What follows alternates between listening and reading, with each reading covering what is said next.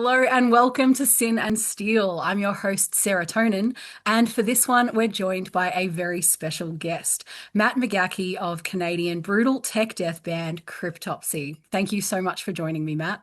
Thank you, Sarah. It's a pleasure to be here.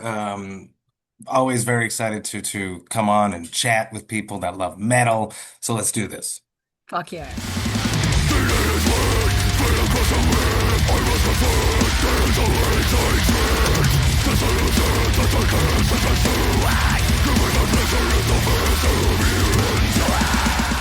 Look, some quick history for the audience as well. So, Cryptopsy formed in the early 90s, released their first full length album in 94, and have had a couple of vocalists in their time before you came in, Matt, which was in 2007. So, I'd love to know a little bit more about kind of how that came about. What brought you to join Cryptopsy, and what has that journey been like over the years for you? Sure, absolutely. It's not that Mark Wahlberg story that I was the biggest fan. That movie, I got to rewatch that movie. Rockstar, Yeah, I yeah. haven't watched it in a long time. It's not that story. I was not the uber Cryptopsy fan. I was in a metalcore band in the 2000s called 3 Mile Scream, where I would like scream. It was very kill switch engaged. You scream Yeah. during the verses. You got the big clean vocal choruses, and Christian Donaldson, who is Christian Donaldson, who is Cryptopsy's guitarist and producer, produced my record for 3 Mile Scream called "A Glimpse of Hope." Awesome. And to this day, Chris still does this. He finishes a project and he's proud of it, and he shows it off to the band. So that's what he did back in the day when he was in Cryptopsy. They were driving to some show, and he put on 3 Mile Scream's record and was showcasing his new mix Yeah. to the band. He was probably trying to get, I don't think he had produced Cryptopsy at that point as of yet. So he's probably trying to convince the band to work with him at the same time. And Yeah. Flo was like, who is this singer? I want to talk to him. I want to meet him. He was already in this period where he knew that Lord Worm wasn't meshing with the material they were writing at that period of time. And Lord Worm didn't necessarily want to keep touring as much Yeah. due to his health. So Flo hit me up, asked me to join, asked me to try out for the band. In, winter of 2007, I initially said no, that I was just about to release 3 Mile Scream's second record, and I was like, Yep. we're gonna make it. We're very close to making it. I gotta make it on my own. About a month after that, the leader of 3 Mile Scream quit, and I hung Okay. up the phone and I picked the phone back up and I called Flo. I Yep. got the audition. I auditioned and I got the gig. He called me on my birthday, my 24th birthday, um, So that was your and birthday was present? like, Matt, you're the one. And that was Awesome. that. So that's how I got into Cryptopsy. But I was not a death metal vocalist. I was a metalcore vocalist. I was not a deathcore vocalist. Everyone Yep. says that I was. I was most definitely not a deathcore vocalist. I come from Montreal. I appreciate Despised Icon. Yep. I had Beneath the Massacre CD. I had the Healing Process from Despised Icon. I had those CDs. I respected the guys, but I was not into it in vocally. I was more so a Howard Jones wannabe Yep. or something like that. Randy Bly, a little bit, was far more my influence than deathcore. So Yep. we wrote The Unspoken King. It was something that the band wanted. They told me vocals clean. I was a vocal puppet, and we released The Unspoken King, and then everyone hated Yep. Yep. Okay. it. It's really funny all the deathcore side of things too, because I feel like that was something I saw a lot on the last one in a lot of reviews, people going, "Oh, but it's very deathcore." But I see that a lot with any kind of anything that leans into tech death. There's a little bit of crossover and enough that some Like people God, kind of God go, forbid we have like "Deathcore, oh no." rhythmical groove sections Yeah. because Suffocation never did that. Cryptopsy never did. Graves of the Fathers was Yep. not written before Despised Icon, right? Come on. Yep. And Yep. Despised Icon wasn't influenced by Cryptopsy at all. Yeah. Yep. Yeah. I'm also really curious about how your vocals have kind of evolved throughout the years because I feel like there's been a bit of a noticeable shift, particularly in Oh that yeah. last album, As Gamora Burns. Yeah, everything changed is really Yep. what happened is I changed techniques completely. Yep. So when I joined Cryptopsy for the Unspoken King, I used for the lows is pretty close to what I'm doing now, but then there was a shift when I started tour. I wasn't as fluent in it, obviously, with the false chord open scream. The Mm. that's something that comes to me very naturally. Yep. So I, for some reason, for the self-titled and the tomes and the touring cycles, probably immediately after we released The Unspoken King, I went to a more tunnel throat, very close, very pushed low, trying to be brutal.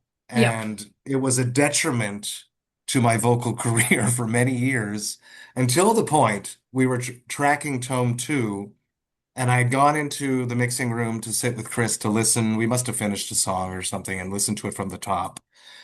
And as I was walking back into the booth, I let out one of those that I just did. And Chris was like, "What was that?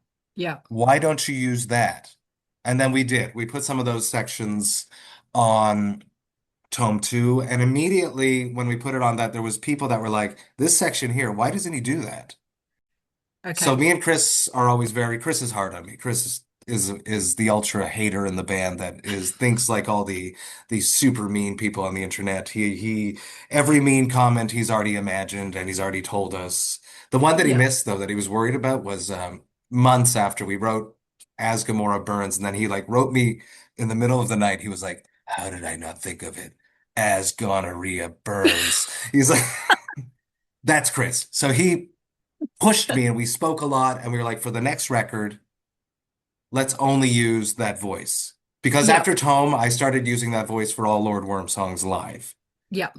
Pandemic hit, and then me and Chris were in discussions. We are like, from now on, we're only using that voice. Yep. So as Gamora Burns, we tracked that in the summer of 2022. And I only used that voice throughout the whole session, Yep. besides for some highs, which are more back to the fry scream. And then the whole touring cycle for As Gamora Burns was only that voice. So I had a lot of time to play with it, to make it more comfortable, to make it Mm. more articulated, to lower the register a little bit in a live setting. Because unlike a guitarist or a bassist or a drummer, I'm not going to spend my time screaming or Yep. noodling around with my voice. I don't drive, so a lot of singers mess around in the car Yep. singing along to something. That's not something I have the opportunity to do. I don't walk down the street or ride my bike or take the subway screaming along to my favorite death metal vocal peers. It would make for I, quite the spectacle. yeah, there are times this is funny. I'd love to have a content creator follow me when I'm rehearsing Yeah. for a tour because I do it on the subway, the metro. We call it the metro here in Montreal, the subway. And I would love to, I can only imagine what I look like. And I think it'd be good content. Yeah. But because I'm very into it, not loudly, but mouthing wise. Anyways, um, so all those tours and playing and messing around on stage really lent to me becoming better and it's practicing, right? So it's the more you practice something, the more you're comfortable in it. Yep. And then when I entered the studio in December of 2024 to track An Insatiable Violence, we just pushed it even further. Chris was like certain sections deeper. You got to scream deeper here. Yep. There's the classic Matt tone, bring it down a register. So there's sections that translated well for. I lost the diction, the articulation, the pronunciation a little bit on those sections, so that's something that I've been working on. Yep. And on tour, I've been messing around with that as well on the recent Decapitated run. There's also these weird highs that I've dragged in on this record, which I'm happy and proud of. We had tracked for about a week, and halfway through the week, these new highs just popped Yep. and came into the recording session. And he was like, we got to go back and re-record some of these other highs. So the big crazy highs that is getting a lot of positive feedback Yep. on socials from Dead Eyes Replete, those were retracked a few days later after I had already tracked the rest of the song. So I'm happy we did that. Never satisfied. We're always pushing Yep. and always trying new things, exploring things with my voice. trying to find my own footing as a death metal vocalist. And it took many, many years. And I'm Mm. extremely grateful that the band believed in me and I never quit. A lot of people would have quit after the Unspoken King, having lived the same thing. They would have given up, but I didn't. And the band always stood behind me. Yeah. And I had the time. Took a long time, but No, I'm but I'm ready now. you're doing a phenomenal job, and it's To the point where awesome I to want see. I want to go back and re-record the tones. I haven't told Chris Yeah? this yet, but I've been thinking about it this week. Okay, Yeah. we'll send him this video. No, I love that. I think that's fantastic, and it's really good to see kind of that growth as well. I think that's Yeah, awesome. I'm lucky that we had the time and like my kids were born during the Tomes era, so there was like a long stretch of us taking a long time to do stuff, but it Mm. gave me the time to grow and to become a better vocalist. So I'm grateful for every little hiccup and sidestep. Without those, we wouldn't have this record the way it is. Does what you're doing now and the different techniques that you're using, does it feel more natural, or is it just appearing more natural because It's you've got very, more very practice? natural. It's so easy. Yeah. I spend my time on stage going, this is really easy. Yeah. But that's also me messing with my brain so that I can keep doing it. But there's Yeah. like nothing. Another huge relief that happened to me last year was there was always this stress of is the voice, I call it the voice with my wife, is the voice going to work? Yeah.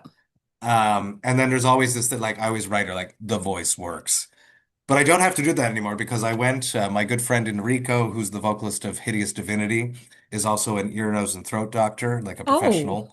wow. And when I played in Rome last year on tour with Atheist, he took me to his clinic and he put the camera down my nose and he observed me perform Lascivious Undivine. And just getting the confirmation that I'm midway through a tour, headlining, playing an hour a night Mm, with basically no days off. Uh, there's no damage. There's nothing. And I awesome. can finally see like what is actually happening when I'm making these sounds. And when I'm on stage now, I can visualize that. It's a Yeah. strange thing because it's so hidden So you were versus a you were guitar. performing that and singing that while those cameras were The camera was down down your my throat. It wasn't that bad. It just sort of felt Wow. like your nose was leaking a little bit. It What an wasn't uncomfortable. experience. It was very, very reassuring. Yeah.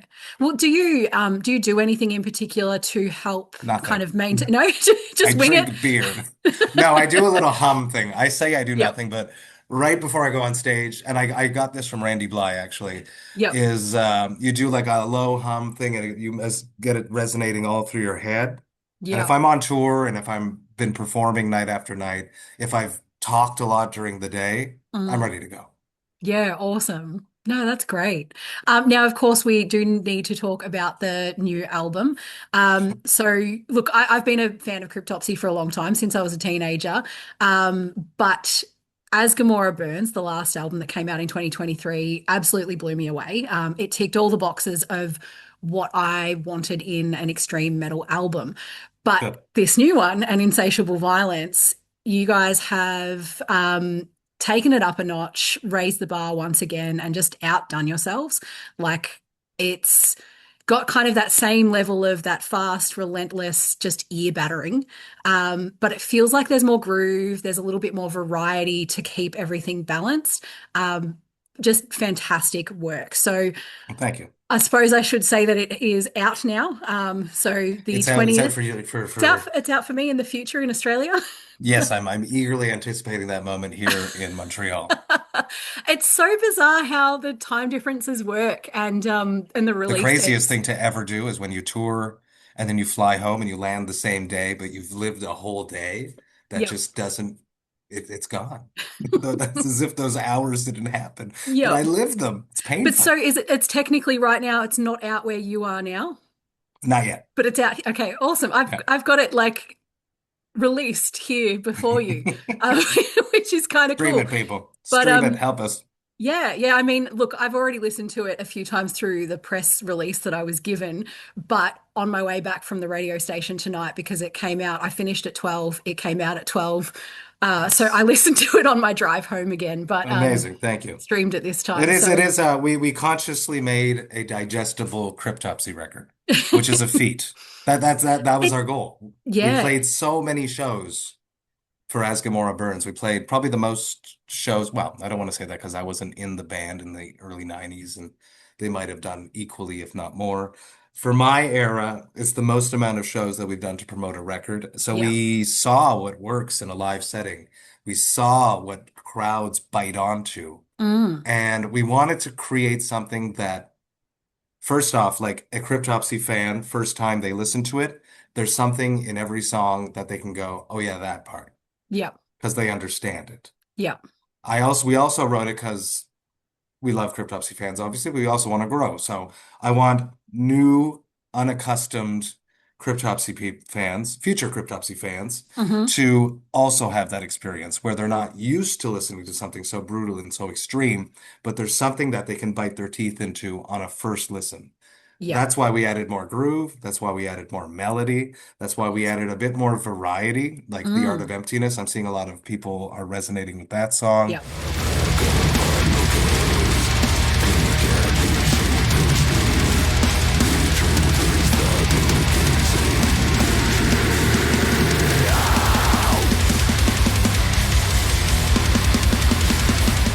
Because it gives a break to the listener. If you're listening to the album experience, it's slower Mm. and it gives people just a little bit of reprieve before it comes back and punches you in the face again. Yeah. But we really wanted to create this relationship with the listener where they understand what's happening, but yet everything is still extremely complicated, Yeah.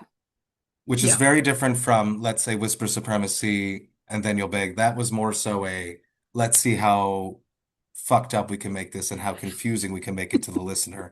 And you'd have to digest it and listen and listen and listen. And you'd have to listen and listen and listen until you could digest it. Yeah. So that's the major difference between this one. There was a little bit of that on Ask Gamora Burns, but it was more so just songs that we were writing in that time space of the pandemic where we were at that point Yeah. in our career. So now it's like a calculated thought process that we've implemented into the Okay. writing. Yeah, awesome. So I guess what else would you like to share about this album and your part in its creation?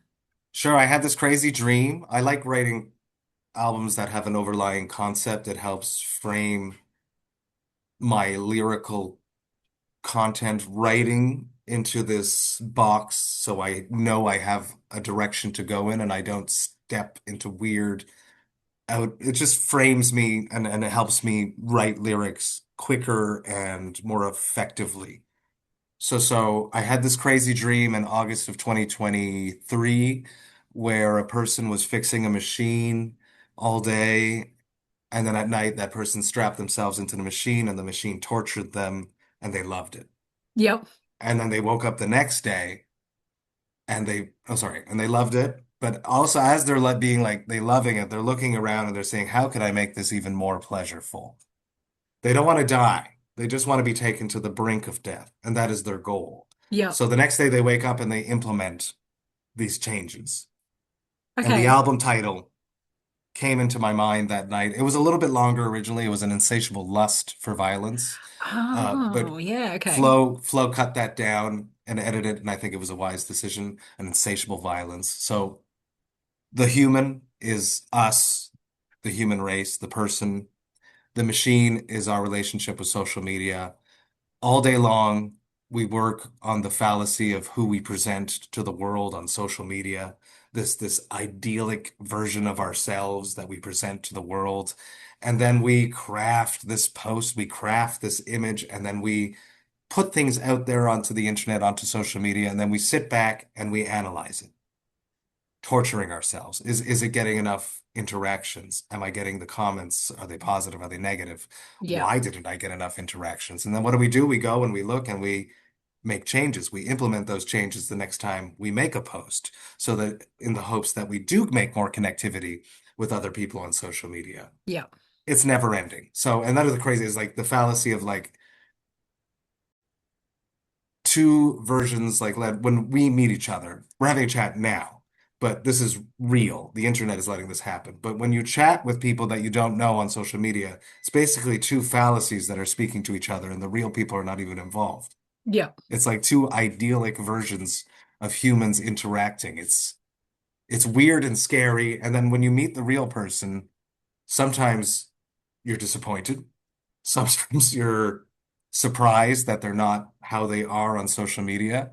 It's it's it's a weird, crazy thing. So I wrote a bunch Yeah. of lyrics underneath that framework that fall into how humans have been hurt or damaged by social media. Mm. Songs about mukbang and the voyeuristic nature of the internet. Catfishing until there's nothing left is about catfishing, Yep. pretend people that are being caught by people pretending to be who they're not.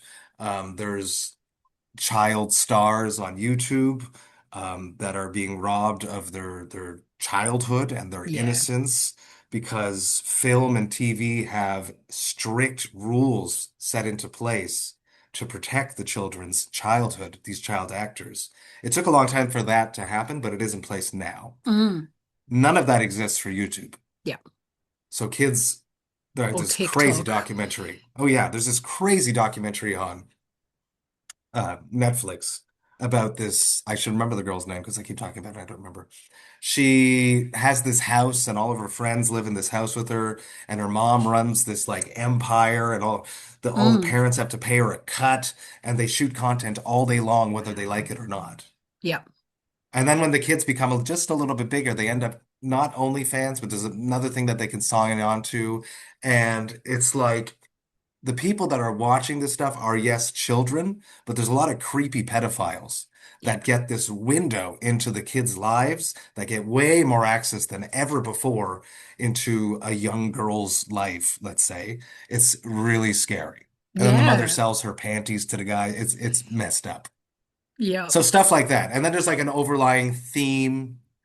I wrote a song about the machine, My Dream, which is Malicious Needs.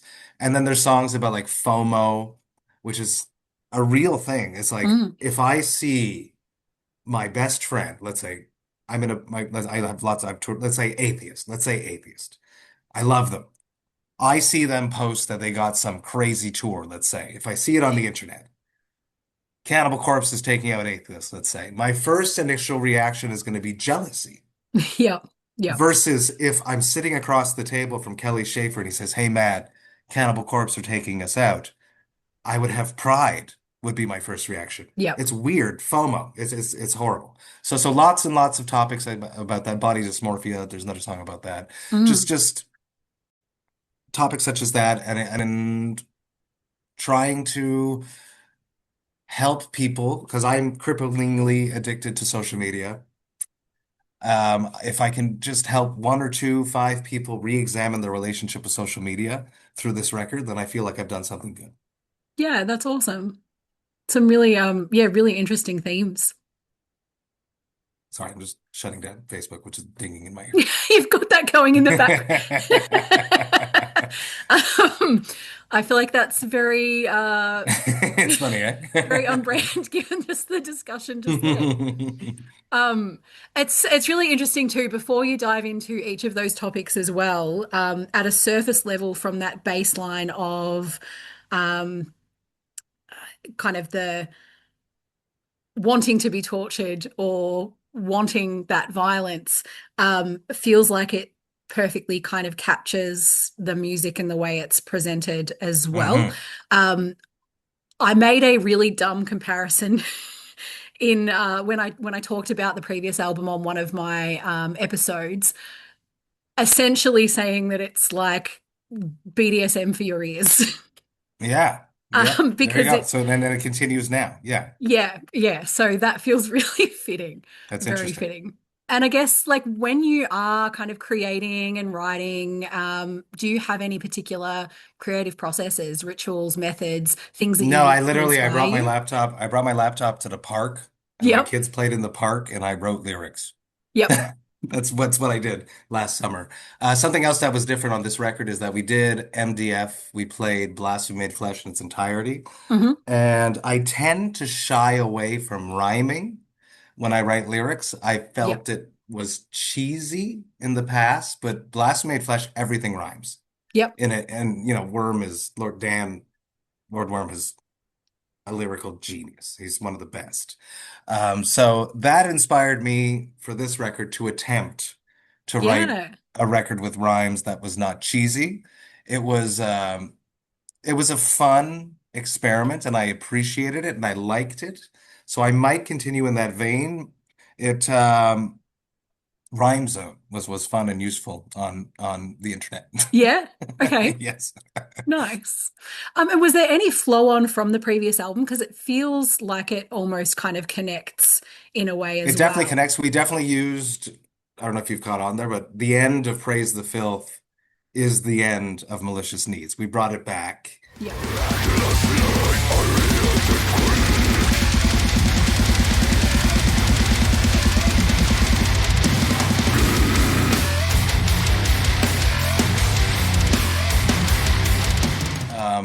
Were opening shows with the end of Praise the Filth. It was this part of As Gomorrah Burns, that song in general. We Mm. loved it. All four of us we wanted to play it. We never have played it because Chris uses a whammy bar on that song and he doesn't tour with a guitar with a whammy bar, so we never found a way to make it work. Yep. So we definitely wanted to bring elements of that into the next record. This weird darkness, this malaise, this Mm. dirtiness is something that we've also painted across An Insatiable Violence. So it's a continuation in a certain sense, but there was no material that was like written Yep. that continued over. It was like we finished that record in December 2022, I want to say.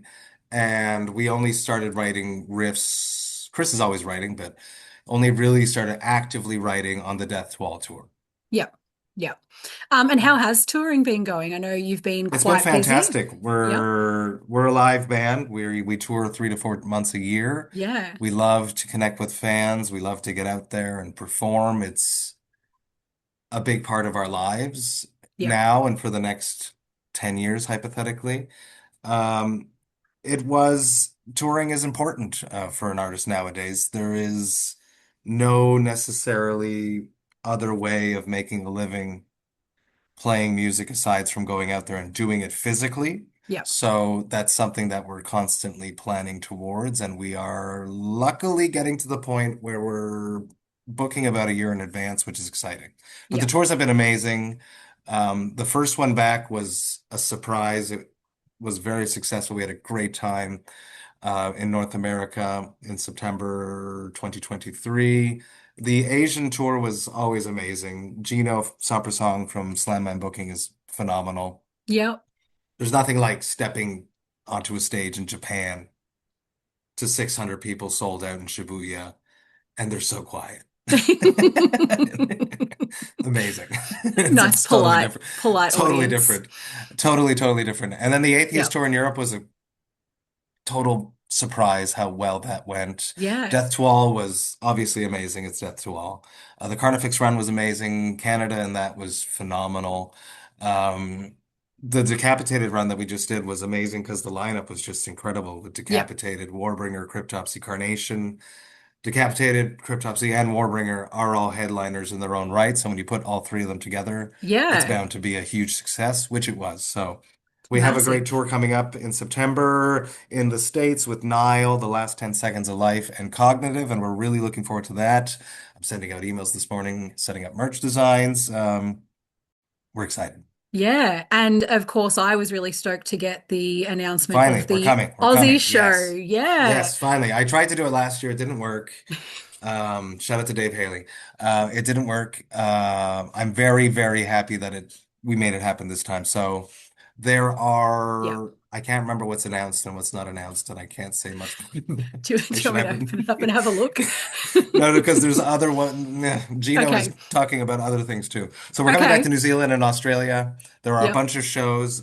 It's the beginning of the All So Vile tour Yes. cycle, which is And right on us Christmas. celebrating very close to Christmas. Yes, Yeah. celebrating Merry None So Vile. Christmas. Merry Christmas. Oh, I like that. Yeah. We should Merry make Christmas Christmas. shirts on that tour. That's a good idea. That's a good idea. Um, I'm gonna write that down. I will forget. Xmas, Australia. Um, it's the beginning of the Also Vile tour cycle. We are still promoting and celebrating An Insatiable Violence Yep. for sure, but we are also going to be celebrating the 30th anniversary of None So Vile. We will not be playing it in its entirety. Yep. That is something that everyone has to hear and understand. We will play a lot of it, but we also have to promote the new material. So we will play a lot of None So Vile, Yep. most of None So Vile, but not all of None So Vile, and we will play a lot of new material. I think that makes sense. I think anyone Yes, who thinks you have to play the whole of that album when you've got the most recent album, plus you haven't been able to tour the last album in Australia, and they are exactly. both so fucking good. Why would you not be playing a bunch of the newer stuff? Exactly. So that's our plan, and that's our plan for 2026. It's going to be like Yep. a world thing. It's just we're starting a little bit earlier. Yeah, nice. No, that's going to be Oh, so sorry. good. I just heard my kids bawl and cry. Are they all good? I think so. I think Just it's starting a mosh terrifying. pit? Not yet. Okay, we're good. What was, because it was 2016 was the last time you were Yeah. here. What was Yeah. that last tour like for you, and what are you looking forward to this time round? Oh yeah, it was great. My son was a baby when I went and did that. That's crazy. Um, or my daughter was a baby. No, my daughter was a baby. Yep. Like fresh baby. And I was like, I'm going to Australia. My wife loved it. Um, it was great. No, we had a great time. We started off in New Zealand, Yep. and that was amazing. We had only played Wellington that time. We're doing Auckland this time as well. That was phenomenal at Valhalla. Shout out, I think his name is Ben that runs that. He was amazing. Mm. And then Haley brought us over. Dave Haley brought us over. He's phenomenal. We've toured with him so many times. He's like a Yep. brother to us. Love, love, love him. Love Psychoptic, obviously, and Werewolves and every other band that he's a part of. And his brother is one of the most underrated guitarists in the world. It was a great tour. It was very well received. The crowds were incredible. It was nice to. I had never been to Australia, so it was a treat, and I'm looking forward to getting back there again. Yeah, awesome. I was curious as well whether you had any influence over who is opening for you and if it would be Psychroptic I or would love for that to anyone. happen, but I do not have that much influence. There's also my Yep. friend, his name is James Daniel, that has a band down there. I would love to get him James. opening one of the shows. I Do you know, can't remember what his band name is, I but feel I like would I'll have love to to check get it him. out. I don't remember. That's okay. I'm just curious. If you remember, you can message Oh, me. not Heathen Spawn. Does that make sense? Heathen Spawn. I think that might be it. Okay. No, I haven't heard of them. Okay, they're fairly new. Okay. All right. Cool. Yeah. Well, if they're any good, tell them to come come and Hey, have a chat with I me. get okay, perfect. Yeah, I will. Not that if he's got you as a mate, although I did see actually that was what my next questions were going to be around was the podcast, but I did see that that's also on hiatus. But anyway, We can talk about it. The Vox and Hops was a huge part of my life, is mm, still a huge part of my life. Podcast that I started in 2018. I started the podcast because that same summer, Chris is always busy with bands promoting Chris is always busy producing bands in Just to, Despised Icon, Suffocation, Beyond Creation, the list goes on. The yep, Agonist, Cryptopsy. Ollie joined Cattle that summer. And then Flo came to me and he was like, we found the singer for my new project with Rune. It's David Vincent from Morbid Angel. And I was like, oh, I have to find something for me because I know myself and I'm going to feel jealous yep, of my boys and I don't want to have that relationship with them. So I started the podcast, interview-based podcast where I sit down with fellow metal musicians. We talk about their lives and music while sharing craft beers. I yeah, love craft beer. It's a huge part of my life identity. It has been for the past 10 years. So I put all that together, had chats with people. I released 500 episodes, and I dropped my 500th episode with Danny Filth last week, a week ago today. Excuse me. And I'm on hiatus right now because it's been about a year that I'm dancing around with these emotions that are linked to the work that goes into running a podcast, and I yep, just didn't have the time to make it as good as it needs to be. So whenever I do something, I wanted to do it at the top level. And I Yep. feel like for the past little while, I've been dragging my feet through it. The interviews were always great, more so on the like promoting side and connectivity with the online community that I had formed around it. I feel like I dropped the ball a bit, and that was Yep. bothering me. So I'm taking a hiatus. The review crew is still happening. The reviews will still keep coming out. I'll keep hosting events. I'll keep making beers because I love craft beers and I like to make beers and put my logo on stuff and put the Yep. band's logo on stuff. So I had to take a break because it just wasn't fun anymore. And touring so much and like editing on tour was just a hassle That would and be a not fun. nightmare. Yeah. That would be an So absolute backstage, nightmare. and sometimes backstage there's no table. Anyways, it's a whole thing. I'm taking a break. I probably will come back. It might be structured differently. I'm Yep. really liking the way Garza's doing his. I feel like he's doing it right. If I ever do come back, I'd like to come back in that type of format Yep. where it's face to face in a studio with the video, but that requires investment. Yeah. Yeah. It's a nice environment to watch videos like that, but it's harder and it's more restrictive, right? Exactly. Like I would Yep. need a space downtown where I could just bring people. Because it's about like Montreal's pretty cool that like if I were to set it up in a certain area of Montreal, there's multiple venues near that area. Yeah. So if an artist is playing anywhere in that area, it would be very easy for them to come to me. So Yeah. that might be in the future, but I'm not there yet. Okay. Okay. Well, it'll be interesting to see how it all goes In the and what comes meantime, of if it. like Knotfest or any of the other big publications want to hire me to host something, I Yep. have time now. Love it. Love it. Get on board. But look, yeah, what's that been like for you? And how do you think that being a musician has kind of influenced or driven those interviews in a different way to, say, someone like myself who doesn't have a musical background? So mine are very kind of different focused. I think that it's just like talking shop more. So Yep. we sit on the same page. We've used the same showers and toilets at venues Yeah. across the globe. So the allure and the mystique is a little bit less there. And it also, I can just call my friends and say, "Hey, do you want to come on the podcast?" Yep. That was Yep. helpful. The first 100 guests were just my friends, and then Yeah. publicists came in. That's another thing that I'm not going to do anymore. If I bring it back, I'm not promoting albums. I Yep. got tied up in that and it just became a chore to hit the mark. I don't want to necessarily talk about the album. Yep. I've something else that happened too is that I used to listen to a lot of podcasts and then I started a podcast and I never listen to podcasts anymore. So All your last time's summer, taken up. as a way to try to keep my passion in it, I started listening to podcasts again. Yep. And that sort of helped me get through the past year. But I was listening to more like comedy based Yeah. podcasts, Okay. like Bad Friends is one that I like because they're just so stupid Yep. and funny. So, but they talk about nothing. And it's nice. They literally talk about nothing. There's Okay. no marks that they have to hit. They just let the conversation happen. It's the And if the podcast comes Seinfeld back, of yes. podcasts. If I come back, I want it to be more about that. Yeah. Just two friends, what it was at the beginning. Two friends sitting down, drinking a beer, and they have to drink beer. The bigger I got in the podcast, I kept talking to more and more popular people, but everyone's sober. So I'd sit here and drink a beer, but I'm like, do you mind if I drink a beer? Because I have cases of beer that breweries have sent me that I got to promote. Yeah. It takes away the hops part of Bucks and Exactly. Hops. The more and more I came, I was just drinking beer by myself. So Yeah. yeah. Yeah. I guess if you had like a favorite or a standout interview that you have done, what would that be?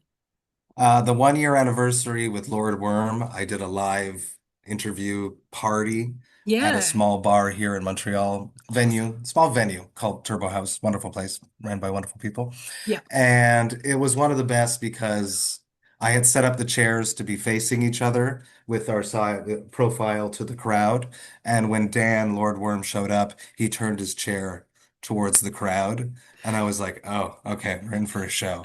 And it was amazing. That's by one of my favorite for sure. And shout out to online metal YouTube people that are stealing my content and putting it out there as their own, thank you so much. I really appreciate it. Don't credit me. Thanks. Uh, Oh no. second year anniversary was during the pandemic. Maybe not. I was doing Zoom already by that point. Yeah. I Okay. can't remember. I guess it wasn't the pandemic, but it's because it was everyone was everywhere. And I got all of the Cryptopsy vocalists. So Mike DeSalvo, I think it was the pandemic. Mike DeSalvo, Lord Worm, Martin Lacroix, and myself. I Yeah. got Bradley Zorgdrager, who was a part of Banger TV for a while. He still sort of is, but maybe not. And Yep. now he manages bands. He's amazing. To host and like moderate the conversation. That is another great episode. But Awesome. I've spoken to like so many of my childhood idols, George, Cannibal Corpse, a few times I've had him on. Adam D from Kill Switch, me being a metalcore child, Yep. growing up playing Kill Switch Engage wannabe music before joining Cryptopsy. That was a big moment. Jesse as well. Mm. Michael Stane was amazing. He's like a beer god. Dave Whitty. So happy I met Dave Whitty. He is a beer god, metal and beer god, and Yep. I'm nipping at his heels trying to also be one. And then just recently I had Frost on as well, and that's something that was like everyone kept telling me you got to get Frost on. He loves craft beer, Awesome. and it was such an interesting conversation. He has such a unique way of creating collabs and being super involved, Mm. which is very different than the way that I do collabs. I'm more on the brand side, he's more on the product side. It Okay. was very, very an interesting chat. Yeah, awesome. Yeah, do you guys like trade beers and do that sort of stuff where you can? It's very illegal to ship beer, so no, we do not Yep. do that. Yep. Oh, Okay. another great, one of my So favorite moments only that I ever local? did. Yes, one of my favorite episodes that I ever did was, how did I do it? What was it, the exact thing that happened? I was doing an interview with the Goblin from Necrogoblicon, Yeah. John Goblicon, Yep. and they were about to go on tour with Guar, and I had a member of Guar, one of the trolls, because goblins and trolls hate each other in John's Yep. story. Yep. Trolls killed his parents, He's was his story. hilarious. He's so It's funny. So I ridiculous. got the troll from Guar to crash our Zoom, and I moderated them through a discussion so that they could have a good time on tour and not kill each other. That was another Amazing. great episode. Yeah, That's I forgot amazing. about that. Yeah. It's like a D&D type thing. It's ridiculous. It was ridiculous. And plus Love I was it. like in Winnipeg. I was hosting Brutal Winnipeg, and I switched hotels to get better Wi-Fi, and then that Wi-Fi Yep. sucked because I knew that this was like a big interview. Yeah. Anyways, yeah, I think I'll have to go back and find that one because that it's very sounds, funny. It's very yeah, stupid. hilarious. Look, before we finish up, I mean, it feels kind of silly asking you this one, but where can people find and support your music and your podcast and all the things that you do? Sure, sure. You can find all of our music at Seasons of Mist. Go to their website. We've re-released a lot of our material through them in the past months. Ungentle Exhumation, Blasphemy Flesh is coming up very, very soon. Yep. Pre-orders are now live for that. None So Vile's reissued. I'm pretty sure it's sold out. They're gonna have to make more. The self-titled, The Book of Suffering is up there, and An Insatiable Violence is up there. You can get all of our merchandise. If you're in the States, please go to Indie Merch Store. Hmm. If you're in Europe, go to Empiricon. If you are in Australia, we have a bunch of really cool stuff at Pull the Plug Patches right Yep. now. He's just done a whole like this Blasphemy Flesh Windbreaker. Incredible. You can check us out, tour dates. We use bands in town at this exact moment, or you can go to voxandhops.com/cryptopsy. That will take you to all of our tour dates. You can get us on Facebook at Cryptopsy Official. Instagram is also Cryptopsy Official, and Vox and Hops, you can go to voxandhops.com, voxandhops.com to peruse the 500 episodes that I dropped over the Yeah. course of that podcast's career. Fantastic. And look, as always, I'll make sure all the links are in the description of the episode below, or as many as I can kind of collect and fit in there. Just make it nice and easy for everyone to jump straight across. Thank you, Sarah. And look, it's been an absolute pleasure chatting. So thank you again for joining me, Matt. Thank you very much. And cheers Um, to everyone. And we're looking forward to coming to Australia in December. The Yes. crypts, the crypt, Cryptmas. Xmas, Merry Cryptmas, Cryptmas. Merry Cryptmas. If you do Christmas merch, though, you'll have to do like Aussie Christmas merch. So, Oh, like, was that different? well, I don't know, like kangaroos and shit. Okay, I don't I'm know. gonna have to talk to. This is actually it's a very good idea.